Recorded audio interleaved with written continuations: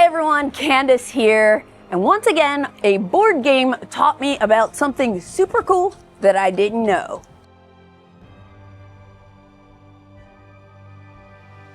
I got to check out and play a couple games of an upcoming release called NPC Rivals. And this is coming from Creatist Games, who's crowdfunding this game, and designer Leo Camacho. If you don't know what an NPC is, it's a non-player character. So if you think of video games where you have those characters, if you're like playing like a fantasy game and you walk around and there's a character you interact with and maybe they say something and you answer questions or whatever, that's what an NPC is. So Viva La Dirt League created this TV series on YouTube called Epic NPC Man, which I had never heard of prior to showing up at this game day. So then Leo decided, hey, this would be actually a really cool theme for a deck building game. And so there's a deck building game. I'll just say as a disclaimer before I tell you how it works and everything, I got paid to go to this game day at Shu and Christina from Going Analog's lovely gaming space with several other like content creators from the SoCal LA area. And we just had a super chill afternoon. Leo was there. He taught us the game. He had 2 copies and we just played, ate some lunch, and then played some more. And it was a very nice hang. But I just wanted to state that the reason I played it was because someone offered me an opportunity to go to a game day that I was getting paid for, which I was like, yes, I'm a freelance content creator at this point, so yes, I will. And it ended up being like super fun. I knew nothing about it aside from the title was NPC Rivals going into it. I'm just gonna say like up front, there were so many laughs and hilarious moments in both of the games that I played. The other thing is, disclaimer wise, is like this is a prototype. So anything I'm showing in this video is prototype. Some of the art isn't finished. You'll see cards with just black outline. It's being crowdfunded, so that means it's still being developed more or less. But let's get into what NPC Rivals is all about. So this is a very standard deck building game. Basically, if you are someone who has played games like Dominion or Star Realms or Ascension, games like that, like those pure deck building games that are like 95% card based, maybe there's some other components in there. This is that type of game. So you'll have a deck of cards that is gonna have 4 different types of cards: loot cards, monster cards, hero cards, and action cards. And everyone is gonna start with the same weak, wimpy deck of cards. I think you have 7 buff cards, which are going to give you 1 gold coin for buying other cards. And then you have 3 debuff cards, which are pretty much dead cards in your hand. Boo. Boo. You know what I'm talking about? If you played Clank, those like stumble cards that you just like groan when you end up drawing them. Everyone starts with the same deck, but each player is going to take on the role of a different character. And these are characters that are from Epic NPC Man. So you have Greg the Garlic Farmer, who always goes first. And whenever whoever's playing Greg plays their first hero card of the turn, they will get to draw another card from their deck. And if you're familiar with deck building, drawing cards is always good. I think. Mostly always good. I don't know, there's probably some exceptions out there. Then you have Balin, the fisherman, who has an ability that says, hey, if you end up purchasing any cards that cost 4 or less, you can put one of those cards on the top of your deck. Because usually what happens is when you buy cards in a deck building game like this, you're going to put the cards you buy into your discard pile. And then when your deck runs out, you're going to shuffle your discard pile and form a new deck. And now your new deck has those new cards in it, which is always exciting because it's like you are kind of making your deck special. Then you have Bodger, the blacksmith, who I feel like every game we played, there were 2 tables going. That was a quick pick that people wanted to be Bodger because Bodger has a whole gambling thing. So on Bodger's turn, that player can discard 2 cards and then they're gonna roll a d20 and see what the result is. And depending on the result, they might gain some gold, they might get to draw some cards. But if you roll a 1, wah, wah, wah, you lose your turn. You just end your turn immediately. But it's really fun, and every time, whether you're that player playing Bodger or somebody just sitting around the table, it is always fun to see that d20 roll and see what the result is. While I'm mentioning that, with the crowdfunding campaign for NPC Rivals, they're gonna have the Skull of Ruel, which we got to play with the 3D printed prototype version of this.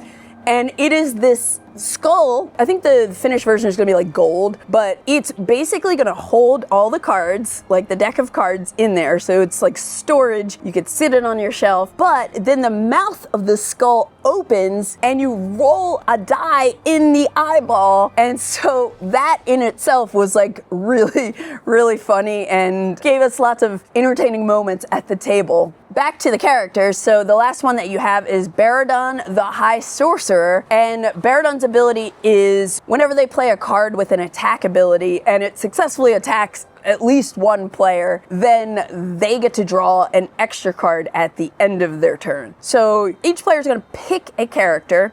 You're going to get your starting deck of those like wimpy cards, shuffle it up, draw 5 cards. From there, whoever's playing Greg is gonna go first, and then you're gonna take turns in clockwise order. On your turn, you are gonna play your entire hand of cards, and you're gonna be able to use those cards to buy new cards, trigger effects, do all sorts of cool things, and then you're gonna discard all your cards and draw back. Actually, before you discard your cards, you're gonna see if you can complete a quest. So there's a card market of quests, and there are always gonna be 3 available that you can see. And the quest, in order to fulfill them, they're like kind of like recipes where you need to have a specific combination of different types of cards. You know, again, you have the monster cards, the action cards, the loot cards, and the hero cards. This is one of the main ways you're going to score XP, which is victory points in this game, and that's what you need to win. Also, it's the timer for the end of the game, because when one player gets their 5th quest, that triggers the end of the game, and you finish that game round and then score it up. It's a relatively fast game. It's pretty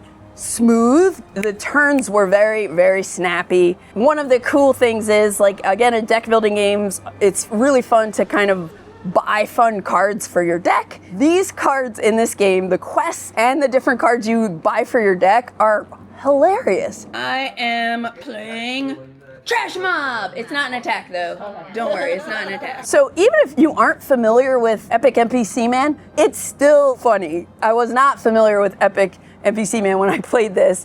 I think most of us weren't, and it was just really funny. So I have my bucket, and while it's worth 2 points, I could bury it right now and get the top card of the market deck, which I'm going to do. Do it. I'm burying it.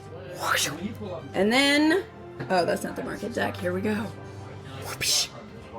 Lame. Oh, 7 cost card, double jump.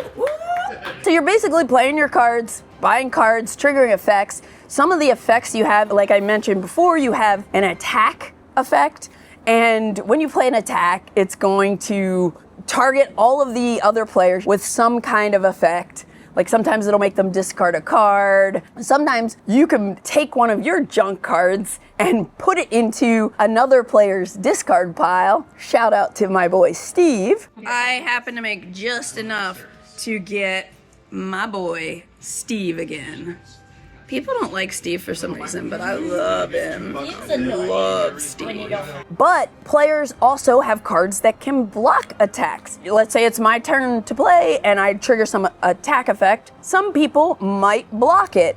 And sometimes the block effect will create a counter effect. So you have a lot of like player interaction in this game, which I personally love. Like there are a lot of deck building games that are like the pure card deck building games that are mostly multiplayer solitaire where, you know, I'm just worried about my thing, you're worried about your thing. Yeah, there's some interaction to like grab the cards from the market before someone else, but ultimately you're just like working on your deck, trying to like maximize your points. So this one definitely has interaction where even when it's not your turn, you are engaged because people are doing either funny stuff, or they're like trying to attack you, and you're deciding if you want to block. Because there are only 3 quests available at a time, sometimes you'll be like excited, like, oh, I just drew into a hand that has 2 heroes and 1 monster, and that quest is worth X amount of XP.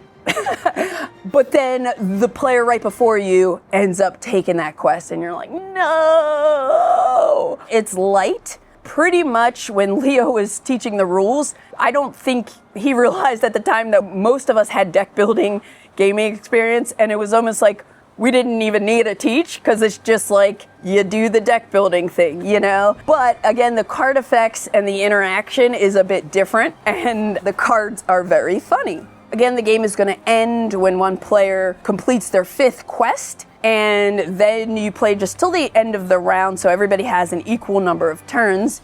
And then you're gonna tally up your XP that you got from quest. There are some cards that you can get in the deck that are worth XP. Then you're gonna see who wins. The highlights to me of NPC Rivals is that it is a deck building game that's light, fun, funny, plenty of player interaction, lots of laughter around the table. Cards that you're picking up, the quests, they're hilarious. From what I know about the TV series, it feels thematic. I'm curious to see like where they'll go with it. We only had 4 characters available. I think this is the type of game that's gonna shine with more characters and more abilities, and it's fun, funny, and light. So if NPC Rivals sounds like something you'd enjoy, check out their Kickstarter while it's happening, or even after the fact, just check it out. Thanks to Creatist for having me out for the day to play a fun game with my friends.